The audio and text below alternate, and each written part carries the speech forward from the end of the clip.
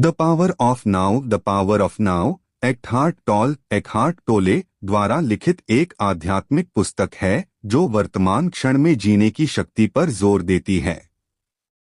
यह पुस्तक पाठकों को अतीत और भविष्य के बोझ से मुक्त होकर अभी और यहीं के महत्व को समझने के लिए प्रेरित करती है।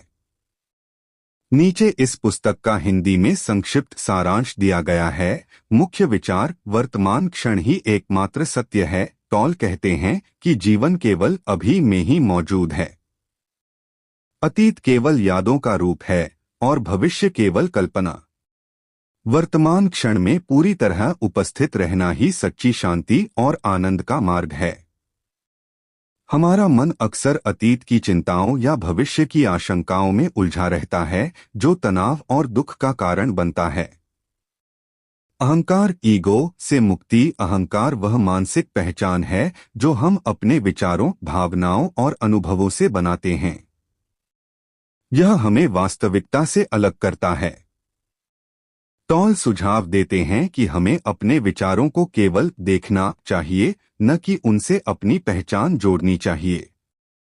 इससे हम अपने सच्चे स्वरूप, जो शुद्ध चेतना है, से जुड़ सकते हैं।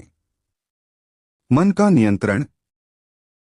हमारा मन निरंतर विचारों का प्रवाह बनाए रखता है, जो हमें वर्तमान से दूर ले जाता है। इस प्रवाह को रोकने के लिए टॉल ध्यान और सजगता, माइंडफुलनेस का अभ्यास करने की सलाह देते हैं। उदाहरण के लिए, अपनी सांसों पर ध्यान देना या अपने शरीर की संवेदनाओं को महसूस करना हमें वर्तमान में लाता है। दुख का अंत। टॉल के अनुसार दुख का मूल कारण मन का वर्तमान क्षण का प्रतिरोध है। जब हम चीजों को जैसी हैं वैसी स्वीकार करते हैं तो दुख स्वतः समाप्त हो जाता है। यह स्वीकार्यता हमें जीवन की चुनौतियों को शांति और संतुलन के साथ करने की शक्ति देती है। आध्यात्मिक जागृति। पुस्तक का केंद्रीय संदेश यह है कि आध्यात्मिक जागृति कोई भविष्य की घटना नहीं है, बल्कि यह अभी और यहीं संभव है। यह जागृति हमें अपने भीतर की शांति और ईश्वरीय चेतना से जोड़ती है। टॉल कहते हैं कि हर व्यक्ति में यह चेतना पहले से मौजूद है, इसे केवल पहचानने की जरूरत है। प्रमुख अभ्यास। सजगता का अभ्यास। अपने विचारों और भावनाओं को बिना आलोचना के निरीक्षण करें। वर्तमान में रहें। रोजमर्रा की गतिविधियों जैसे खाना, चलना या बात करना में पूरी तरह उपस्थित रहें। प्रतिरोध छोड़ें। जीवन की परिस्थितियों को स्वीकार करें और उनसे लड़ना बंद करें। ध्यान और शांति। रोजाना कुछ समय शांत बैठकर अपनी सांसों या शरीर पर ध्यान दें। आत्मसमर्पण का अर्थ। The meaning of surrender.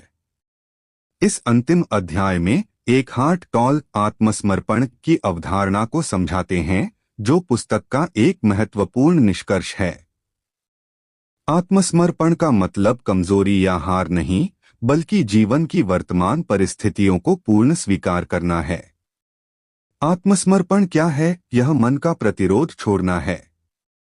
जब हम जीवन की घटनाओं, दुख या चुनौतियों का विरोध करते हैं तो हम दुख को बढ़ाते हैं। आत्मसमर्पण का मतलब है जो है उसे वैसा ही स्वीकार करना और उसमें शांति ढूंढना। उदाहरण, यदि आप नौकरी खो देते हैं तो इसके खिलाफ मानसिक लड़ाई, गुस्सा, चिंता के बजाय स्थिति को स्वीकार करें और फिर रचनात्मक कदम उठाएं। आत्मसमर्पण और वर्तमान क्षण। टॉल कहते हैं कि आत्मसमर्पण वर्तमान क्षण में पूरी तरह उपस्थित होने का परिणाम है। जब आप अभी में होते हैं तो आप जीवन के प्रवाह के साथ चलते हैं, न कि उसके खिलाफ।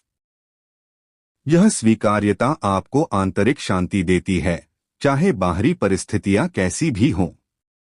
आध्यात्मिक जागृति का मार्ग। आत्मसमर्पण के माध्यम से आप अपने अहंकार, ईगो से मुक्त होते हैं और अपनी सच्ची चेतना से जुड़ते हैं।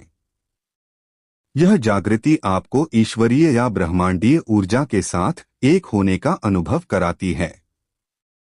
टॉल जोर देते हैं कि यह जागृति कोई भविष्य की घटना नहीं, बल्कि अभी संभव है। जीवन में व्यावहारिकता। आत्मसमर्पण का मतलब निष्क्रियता नहीं है।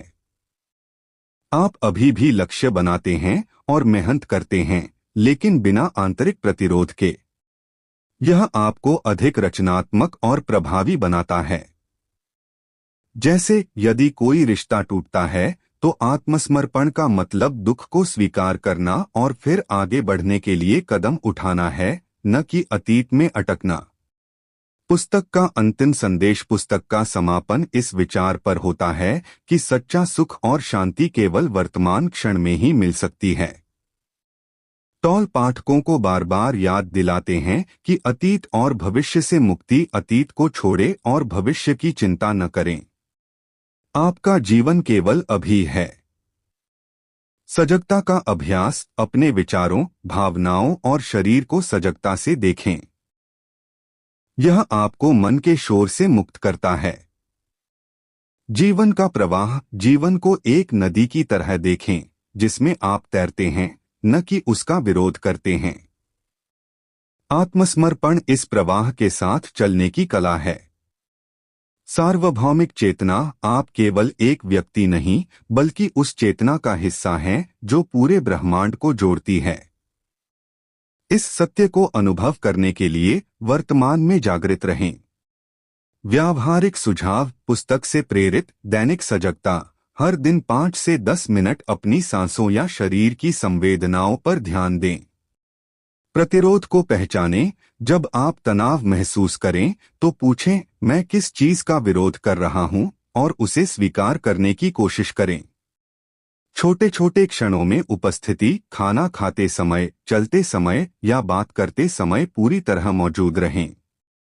आभार। वर्तमान क्षण की छोटी छोटी चीजों, जैसे सूरज की रोशनी, हवा का स्पर्श, के लिए आभार व्यक्त करें। निष्कर्ष। द पावर ऑफ नाउ का अंतिम हिस्सा हमें सिखाता है कि जीवन की हर चुनौती को शांति और स्वीकार्यता के साथ जिया जा सकता है।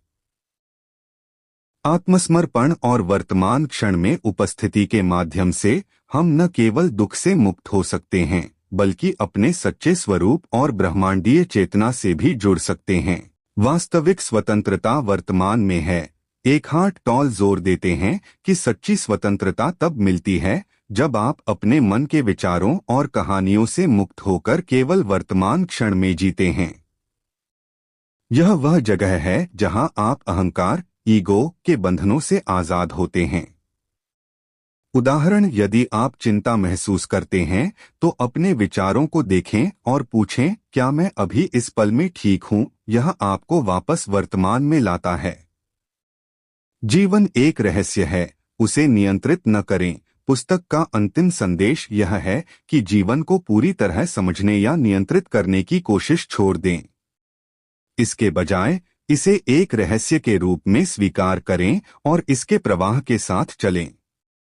आत्मसमर्पण का मतलब है जीवन की अनिश्चितताओं को गले लगाना और हर पल को नए सिरे से अनुभव करना। शांति एक आंतरिक अवस्था है। टॉल सिखाते हैं कि शांति बाहरी परिस्थितियों पर निर्भर नहीं करती। यह आपके भीतर की वह अवस्था है जो वर्तमान क्षण की स्वीकृति से आती है।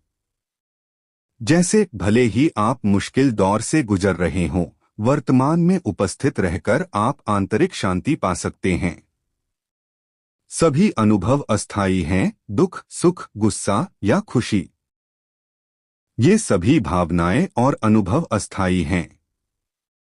टॉल कहते हैं कि इनसे अपनी पहचान न जोड़े। अपने सच्चे स्वरूप, जो शुद्ध चेतना है, को पहचानें। यह समझ आपको भावनात्मक उतार चढ़ाव से मुक्त करती है। प्रेम और संबंध वर्तमान में गहरे होते हैं। टॉल बताते हैं कि सच्चा प्रेम केवल वर्तमान क्षण में ही अनुभव किया जा सकता है। अतीत की यादों या भविष्य की अपेक्षाओं से प्रेम दूषित हो जाता है। अपने रिश्तों में पूरी तरह उपस्थित रहें, जैसे अपने साथी या दोस्त की बात सुनते समय केवल उनके साथ रहें, बिना मन में अन्य विचारों के। हर क्षण एक नई शुरुआत है। पुस्तक का एक शक्तिशाली संदेश यह है कि हर वर्तमान क्षण आपके लिए एक नया अवसर है। अतीत के बोझ को छोड़कर आप हर पल को ताजा और जीवंत तरीके से जी सकते हैं। यह दृष्टिकोण जीवन को अधिक रचनात्मक और आनंदमय बनाता है। आध्यात्मिकता सरल है। टॉल का अंतिम निष्कर्ष है कि आध्यात्मिक जागृति जटिल नहीं है। यह केवल वर्तमान क्षण में पूरी तरह जागृत रहने और अपने विचारों से अलग होने की प्रक्रिया है। आपको किसी विशेष अनुष्ठान या लंबी साधना की जरूरत नहीं, बस अभी इस पल में सजग हो जाएं। व्यावहारिक सुझाव। अंतिम हिस्से से प्रेरित दैनिक जागरूकता। दिन में कई बार रुकें और अपने आसपास की चीजों जैसे पेड़, आवाजें या अपनी सांस को नोटिस करें। भावनाओं को देखें। जब गुस्सा या दुख आए तो उसे जज किए बिना केवल देखें और उसे गुजरने दें। जीवन को हल्के से लें। हर स्थिति को गंभीरता से लेने के बजाय उसे एक खेल की तरह देखें और उसका आनंद लें। मौन का अभ्यास। रोजाना कुछ मिनट मौन में बिताएं, बिना किसी विचार या योजना के, केवल होने के अनुभव में। निष्कर्ष। द पावर ऑफ नाउ का अंतिम हिस्सा हमें याद दिलाता है कि जीवन का हर पल एक उपहार है जिसे हम तभी खोल सकते हैं जब हम पूरी तरह वर्तमान में हों। आत्मसमर्पण, सजगता और स्वीकृति के माध्यम से हम न केवल दुख से मुक्त हो सकते हैं बल्कि जीवन को उसकी पूरी गहराई और सुंदरता के साथ जी सकते हैं। यह पुस्तक हमें सिखाती है कि हमारा सच्चा घर अभी है और यहीं से हम अनंत शांति और आनंद पा सकते हैं।